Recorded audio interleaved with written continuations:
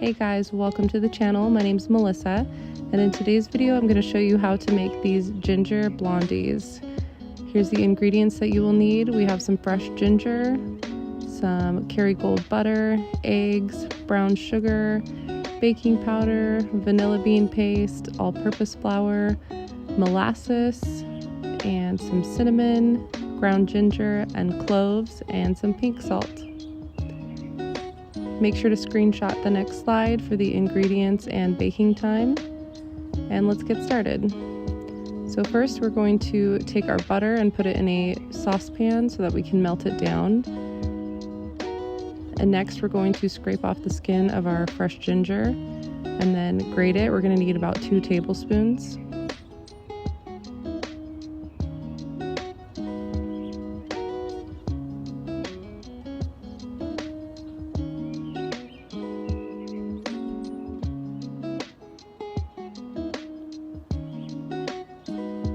And then we're going to go ahead and chop that up a little more just to make it finer.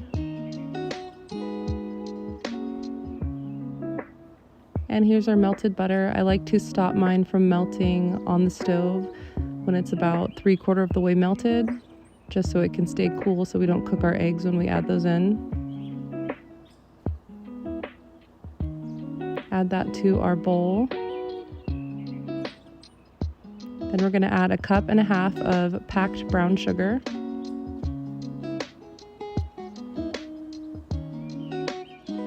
And then whisk that together so that the brown sugar can dissolve. I've got some lumps in my brown sugar because it's a little bit on the older side, but it's still good, it still works.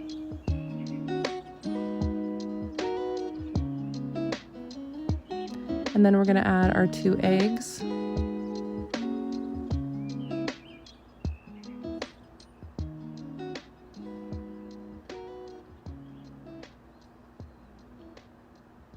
And whisk those in.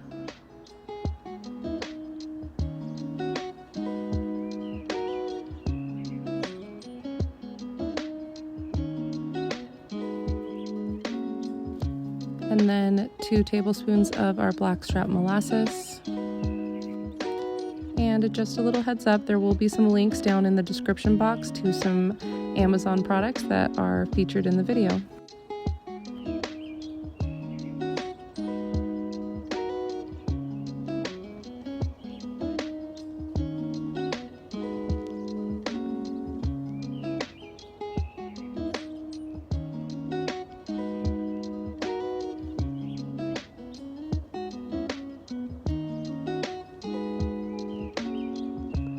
Whisk that together.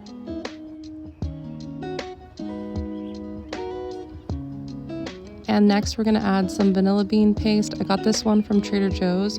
I love this. I was so excited when I saw that they sold it there. So we're going to add 2 teaspoons of that.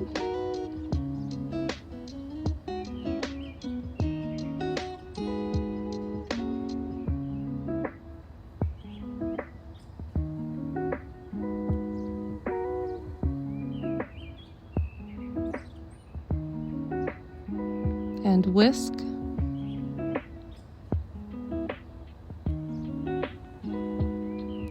And the last of our wet ingredients is the 2 tablespoons of chopped ginger.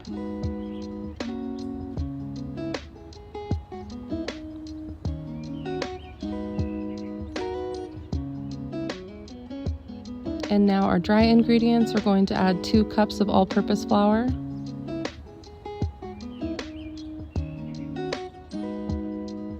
1 teaspoon of baking powder,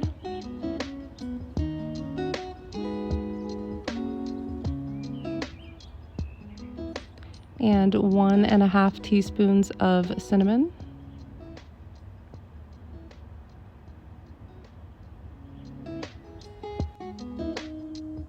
and 1/2 teaspoon of ginger.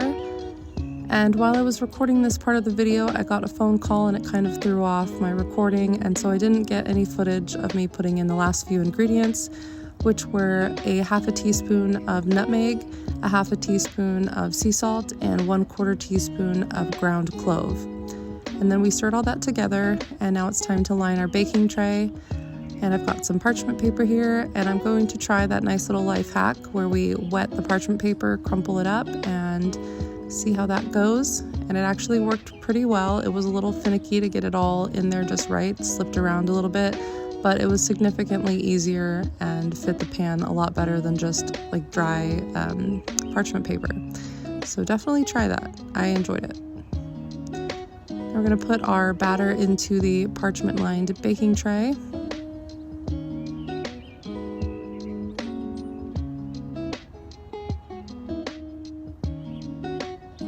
Make sure to use a nice spatula to get every last bit out of the bowl. I always hate when I see that in videos where they leave a bunch behind.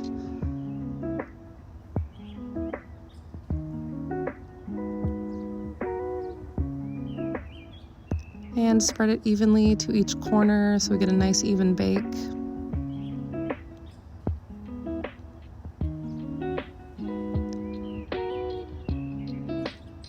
And now this is ready to go into a 350-degree preheated oven and to bake for 35 minutes.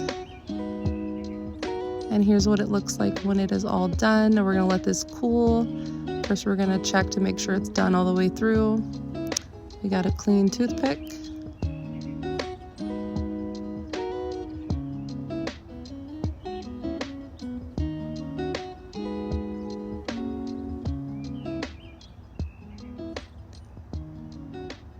And I will admit, I did not let this sit long enough to cool off.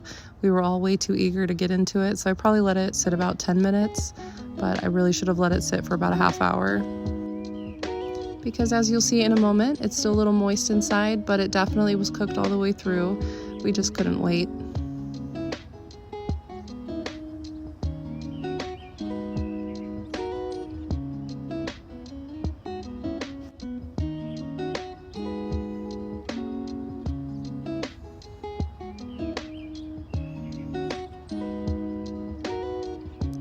Alright guys, that is the video. I hope you enjoyed it. If you did, please make sure to give this video a thumbs up and leave a comment down below.